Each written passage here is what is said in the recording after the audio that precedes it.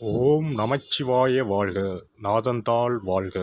இமைப்பொழுதும் என் நெஞ்சில் நீங்காதான் தாழ் வாழ்க. வாழ்க வளமுடன். அனைவருக்கும் இனிய வணக்கங்கள். சூரியன் மகரம் ராசியில் சஞ்சரிப்பது தை மாதம் என்று அழைக்கப்படுகிறது. இதனை மகர மாதம் என்றும் அழைப்பார்கள். மகர ராசிக்குள் சூரியன் நுழைவதே மகர மாதம் ஆகும். பொதுவாக எந்த ஒரு நல்ல செயலையும் தை மாதத்தில் ஆரம்பிப்பதுதான் வழக்கம். இம்மாதத்தில் தான் சூரியன் தன்னுடைய வடதிசை பயணத்தை தொடங்குகிறார். உத்தராயண காலம் ஆரம்பமாகிறது. அதாவது தேவர்களின் உலகிற்கு தட்சிணாயனம் எனப்படும் 6 மாத இரவு காலம் முடிந்து உத்தராயணம் என்னும் 6 மாத பகல் காலம் ஆரம்பமாகும் என்பதே தை மாதத்தின் பெருமையாகும். தை பிறந்தால் வழி பிறக்கும் என்பார்கள். உத்திராடம் சிறந்த நட்சத்திரம். உத்திராடத்தில் பிள்ளையும் ஊர் எல்லையில் கொள்ளையும் என்பது பழமொழி. அதாவது உத்திராடத்தில் பிள்ளை பிறந்தால் உடனடியாக அவர்களுக்கு அருகிலேயே நிலம், வீடு அல்லது விளைநிலம் வாங்கும் யோகம் உண்டாகும். எனவே உத்திராடத்தின் ராசியான மகரத்தில் சூரியன் நுழைவது வெகு சிறப்பான ஒன்றாகும். தை மாதத்தில் பல்வேறு விரத நாட்கள் வருகின்றன. அவை தை வெள்ளி, தை அமாவாசை, தைப்பூசம், ரத சப்தமி, பீஷ்ம அஷ்டமி என பல்வேறு சிறப்பு வாய்ந்த நாட்கள் தை மாதத்தில் வருகின்றன. பல்வேறு சிறப்புகள் கொண்ட இந்த சீர்மிகு தை மாதத்தில் உங்கள் ராசிக்கான பலன்கள் என்ன என்பதனை அறிந்து கொள்வோம். தை மாத கிரக நிலைகளை பார்க்கும்போது சுக்கிர பகவான் விருச்சிகம், தனுசு, மகர ராசியில் பயணம் செய்கிறார். புதன் மற்றும் செவ்வாய் பகவான் தனுசு மற்றும் மகர ராசியில் சஞ்சாரம் செய்கின்றனர். சூரிய பகவான் மகர ராசியில் 29 நாட்கள் சஞ்சாரம் செய்கிறார். கும்ப ராசியில் சனி பகவானும், மேச ராசியில் குருவும், மீன ராசியில் ராகுவும், கன்னி ராசியில் கேது பகவானும் பயணம் செய்கின்றனர். சந்திர பகவான் சதயம் நட்சத்திரம் 4ஆம் பாதம் கும்ப ராசியில் இருப்பதன் மூலம் இந்த சீர்மிகு தை மாதம் ஆரம்பம் ஆகிறது. இந்த கிரக அமைப்பால் உங்கள் வாழ்வில் இப்படியும் நடக்குமா என வாயை பிளக்கும் அளவுக்கு நன்மைகள் நடைபெற உள்ளன.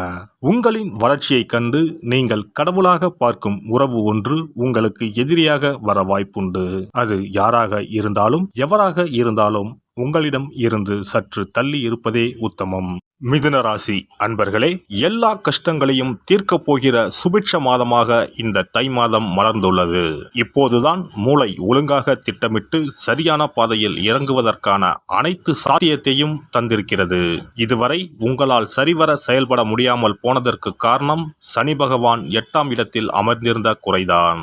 இந்த நிலைமை முடிவுக்கு வந்துவிட்டதால் தொடர் சங்கடங்களில் இருந்தும் குடும்ப ரீதியான பிரச்சனைகளில் இருந்தும் வெளிவரப்போகிற மாதம். இம்மாதம் முழுவதும் 8ஆம் இடத்தில் சூரியன் நிற்கப் போகிறார். செவ்வாய், ராகு மற்றும் ராசிநாதனின் வெகுவான பலம் ராசிக்கு தொடர் அனுகூலத்துடன் கிடைக்கப் போவதால் எவ்வித சங்கடத்தையும் அனுபவிக்கப் போவதில்லை நீங்கள்.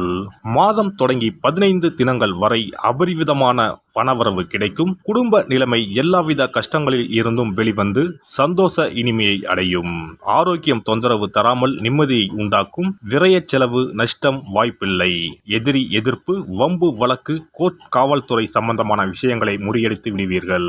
உத்தியோகம், பணி, பதவி விஷயங்கள் உயர்வுகளை தரும். தொழில், வியாபாரம், நிர்வாக வகையில் முடிவெடுத்து வைத்திருக்கிற லாபகர விஷயங்கள் மாதம் தொடக்கத்தில் இருந்தே உயர்வான அனுகூலத்தை தரும். இம்மாதம் திங்கள், வெள்ளி மற்றும் ஞாயிற்றுக்கிழமைகளில் எதிர்பாராத ஆச்சரிய திடீர் உயர்வுகள் உண்டு. இம்மாதம் 5 மற்றும் 9, 10, 12, 16, 17, 23வது நாட்களில் இதுவரை அடைந்து வருகின்ற அனைத்து கஷ்டங்களுக்குமான விடிவு காலத்தை தீர்வை உண்டாக்கப் போகிற உயர்வான மாதமாக இந்த தை மாதம் அமையும். பெண்கள் புதிய முயற்சிகளில் சிந்தித்து செயல்படவும். குடும்ப உறுப்பினர்களுடன் சிறு விவாதங்கள் ஏற்பட்டு நீங்கும். மற்றவர்கள் கூறும் கருத்துக்களை நம்பாமல் தீர விசாரித்து முடிவெடுக்கவும். உடன் இருப்பவர்களிடம் தனிப்பட்ட விஷயங்களை பகிராமல் இருக்கவும். கணவன் மனைவிக்கு இடையே விட்டு கொடுத்து செல்லவும். ஆடம்பர பொருட்கள் மற்றும் சிற்றின்ப செயல்பாடுகளால் சேமிப்புகள் குறையும்.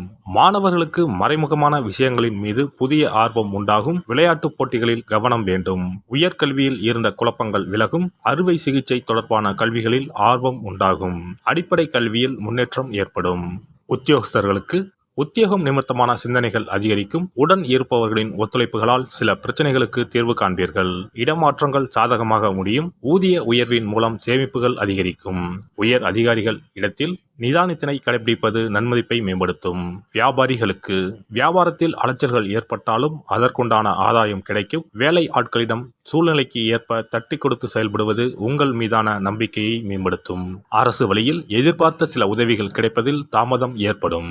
கலை சார்ந்த துறைகளில் புதுவிதமான வாய்ப்புகள் உண்டாகும். விவேகமான செயல்பாடுகள் உங்களுக்கு நல்ல மதிப்பையும் பாராட்டையும் ஏற்படுத்தி கொடுக்கும். பொன் பொருட்கள் வாங்குவதற்கான சூழ்நிலைகள் சாதகமாக அமையும். எதிர்பாலின மக்களால் புதுவிதமான அனுபவங்கள் கிடைக்கும். வெளியூர் மற்றும் வெளிநாடு செல்வதற்கான வாய்ப்புகள் கைகூடும். அரசியல்வாதிகள் எதிலும் அவசரப்படாமல் பொறுமையோடு செயல்படவும். பேச்சுக்களில் நிதானமும் கவனமும் வேண்டும். ஆடம்பரமான சிந்தனைகளை குறைத்துக் கொள்வது உங்கள் மீதான நன்மதிப்பை மேம்படுத்தும்.